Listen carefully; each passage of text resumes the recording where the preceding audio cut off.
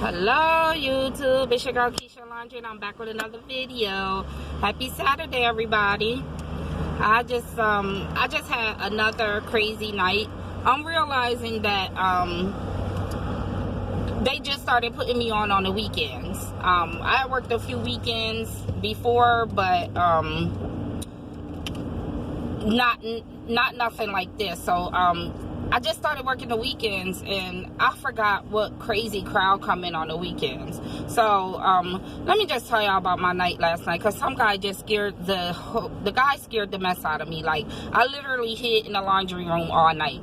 And JSO, you got to do better. You really have to do better when somebody call you. If a woman call you and tell you that a man was trying to touch on her and I'm hiding in the back at my office, and you take 2 hours to respond, like on some whole serious thing, I almost feel like cussing. But seriously, F you, and karma is something else. Karma is something else, because I'm sure y'all have females in y'all family that God will see fit that happened to. Y'all let me stay hidden in that back room for 2 hours while y'all decided to deem my call not liable. You know, like, come on. My manager said it's because I call from my cell phone and not the desk phone. Listen, I could call from the bat phone. I should be able to call from a pay phone. I should be able to find the phone on the ground and call the cops. It should be responded to in a lengthy matter of time. Like, seriously. Okay, so this is what happened. You know, at hotels, some hotels, the doors are locked at night.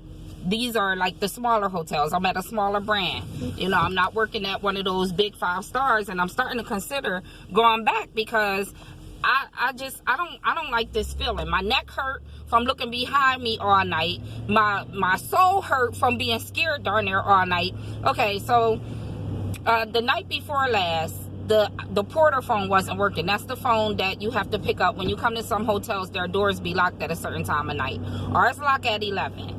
So that phone has been out of service last night and the night before. I didn't know that it didn't get fixed last night. So upon me realizing that phone wasn't fixed, I still had a couple of reservations due in. And so I went and sat over in the breakfast room area, you know, so that the guests can get in, you know, so the guests can get in. So I can hear them like tug at the door and knock at the door, because they definitely wouldn't be able to pick up the phone and call me. So so I'm sitting in it's pretty much the lobby area, and I'm sitting in the area, and up walks this drunken guy, like Spanish, and he asking me like, where's the store? Like, you know, with a thick accent and broken English, asking me where's the store. And I'm telling him where he can find the store.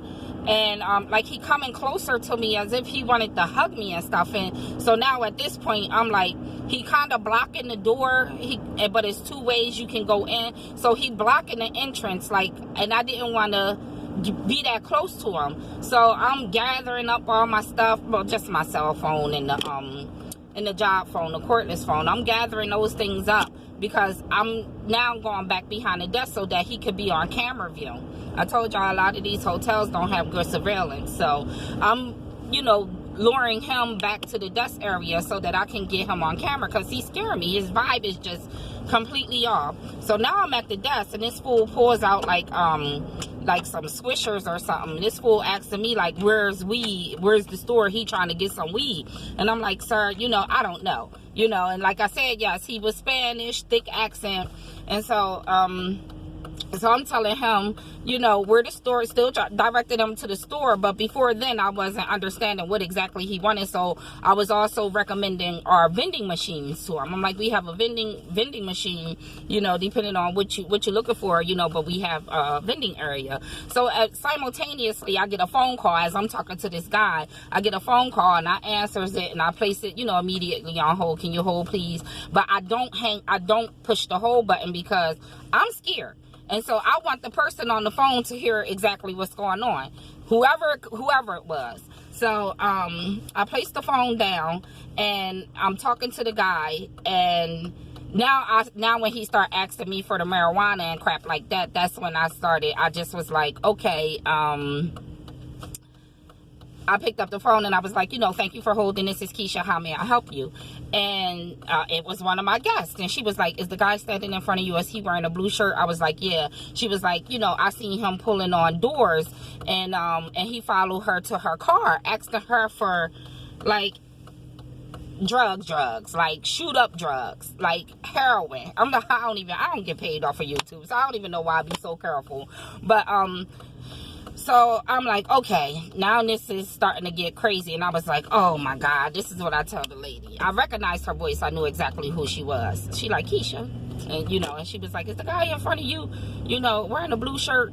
And so I, because I've been working night shift for a long time. That's why my brain kicked in to lure him to the cameras, easily lure him to the cameras. And then I started, rerouting his brain when because he asked me, you come, you drive, you come? And I was like, no, sir, but I can call you a cab. That would be my way of getting him out the building. So I'm like, I can call you a cab. And so I called the cab, and I let him know his cab will be arriving. And then I hauled tail to the back. I was like, you could go wait out front. So I'm literally walking real slow, but I could see him go out the front door. Once it's shut, I was like, whoo, but I'm hiding in the back, and I'm like, I called 911 from my cell phone, and because they call you back sometimes, and whatever. So I called them from my cell phone, and I told them, what happened, that the guy was, a guest called, and the guy was spotted trying to get into rooms. And also, see, y'all have to understand, when we question people in this industry, what is your nature? What room are you in? Because I even asked the guy, what's your room number? And the room number he gave me, it was to like this old white lady. I was like, and I'm familiar with the lady, but I'm like, come on. The lady she's in-house. That's what we call it when you're staying over, like the guest is in-house. So this guest been in-house for some time now. So I'm very familiar with her and whoever comes to the hotel or who stays in her room with her. And it wasn't that guy. So I'm hiding in the back. I'm waiting for the cops to come. Now, this was around 12:30, 12:47. Do y'all know I didn't get a call from the cops saying, hi, is this Keisha? Yes. Okay, you called for the police? I'm out front. I'm like, thank you. But I knew the guy was long gone by then. But when I called 911, I told 911 I'm hiding in the back. He scared me so much that I'm hiding in the back. So JSL, y'all have to do better, because guess what? If something happened to me, I want my family to know that y'all have a lawsuit, because this is the second time that I've called them and they either don't come, or they just they don't come, or I have to call them again to come. And they constantly do that to me at this specific property. And I'm starting to feel like, am I safe? Because guess what? When I kiss my kids every night I leave, because the world is so... You can't predict what's going to happen. So I kiss my kids and I tell them, I love them every night before I go to work. And I tell them I see them in the morning. And that's what I plan on doing. Every night I leave out, I plan on seeing my kids in the morning. So that was very scary to me. Now, I had another case, like when I first moved here.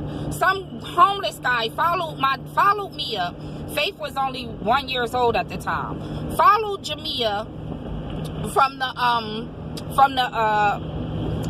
the Bank of America. I had to stop by the bank, and we didn't have a car when we first moved here, but it was a shopping center close to our house. So her and Faith went walking down there. She stopped at the ATM. Some homeless guy literally followed my daughter, and so she went into a barber shop, and the guys came out, and they was telling the homeless guy to leave my daughter alone. I called 911. They called 911. Do y'all know I walked all the way down to get my daughter, walked all the way back home. We was home for a while before JSO called me. Seriously. I'm telling them that my daughter, her age, and that she's with my granddaughter, her age, and she's being followed by a homeless person. They didn't even care enough to put that on priority. So JSO, I want to know, what is your priority? I worked at another hotel downtown. Some ladies came out, both of their cars was broken into. It was like 2 or 3 of them. Their cars was broken into. I called. Now, I was working night shift. I called The dumb people did not come. I sat around and I waited for about an hour. It was hot outside. Those guests sat outside waiting for about an hour for y'all to come and respond to their car being broken into. They sat outside so long that I wound up taking them. I asked them, I came out, I said, would y'all like something to drink? I mean, I know it's not going to help the situation, but it's hot out there, you know. And so they requested like a one asked for water, another asked for a Coke or whatever, and I brought it out there to them. But I left before the cops had even cut. My shift was over, and y'all hadn't even arrived then. I waited the whole hour for y'all, and y'all still didn't come. Another time, I had somebody's car was running with the music blasting with nobody in it. I called JSO. JSO never came. They never came. Y'all pissing me off. If something happened to me, I want everybody out there to know that JSO ain't right. And that's what I used to say. They used to pay them people, off-duty officers, like $50 or $60 an hour to come and at certain hotels for extra security. And I would say JSO stand for just sitting over there. Not the Jacksonville Sheriff's Office. That's what they call all the police down here are sheriffs. So they are lazy. They are lazy, and I want to know, what do y'all respond to? Because I felt like I was in danger last night, and y'all never came. Y'all never came. Y'all waited 2 hours later, and I told y'all I was hiding somewhere. It's frustrating. It's frustrating. I have to get back somewhere where I have security, and I'm not scared.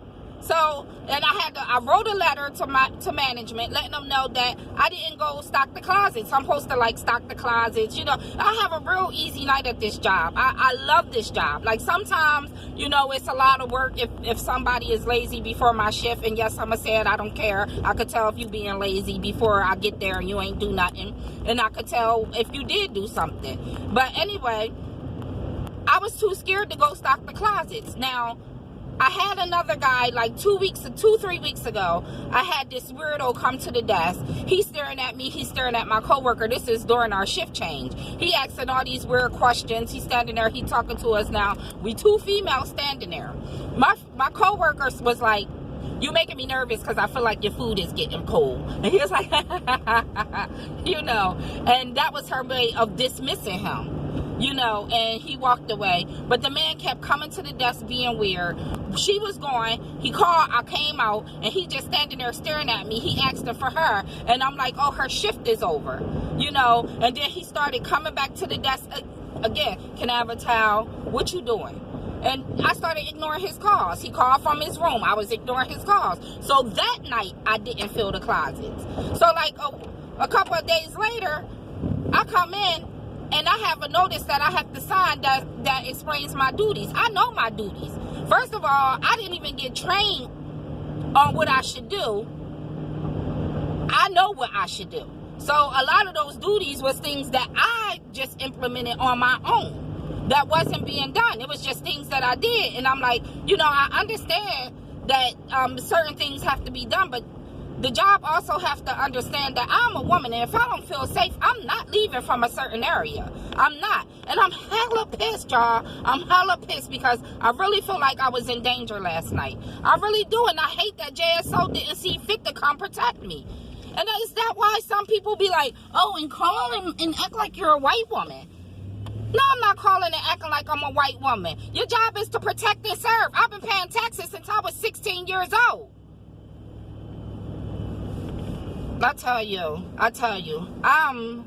it's unbelievable. It's unbelievable that a woman can call the cops, 911, and tell them she hiding. The man was trying to touch my hair, and I'm telling my supervisor when she came in this morning, I'm telling her, you know, around the time that it happened, and she'll see on the camera, he was trying, when I got my hair done, I was like, I hate it because then people always try to touch black women when our hair is braided. I hate to be touched. I hate it. You know, I hate to be touched by strangers, but they always be like, can I feel it? And so, you know, my hair haven't even been done that many days, and here already somebody is trying to touch my freaking hair. He reaching over the desk, and I'm just like, man, scary, because he was heavier. But anyway, I'm upset at myself. I can't believe it. I cannot believe it. And I can't keep on calling Like, Bo, I can't keep on calling Bo, asking him, can you come to my job? Like, after that, he should be on payroll then. He should be on payroll. I can't. But, please, be safe. I'm going to try to be safe. I don't know what I should do. I really like this property. I like the people I work for. But I don't like to feel unsafe. And I don't like the fact that when I call JSO, y'all don't come. Y'all don't come. So what am I supposed to do? Obviously go work for a property that has security. Because I won't even have to worry about it then. But I'm about to pull into my driveway. Thank you for hearing me out. Y'all know how many times I'm going to tell this story today? I gotta call my sister. I gotta tell my daughter. I gotta tell my kid's father. I gotta tell my kids. You know, like, it's just too much. It's just too much. But like I said, when I go to work and I kiss my kids, I tell them I'll see you in the morning. And that's what I plan on doing. I'm going in here and I'm going to see my kids in the morning. I'm going to have to get a knife, some mace, something. I don't know. But I'm going to protect myself by all means. That's just on the period. That's just on the period, you know, but love, peace, and prosperity.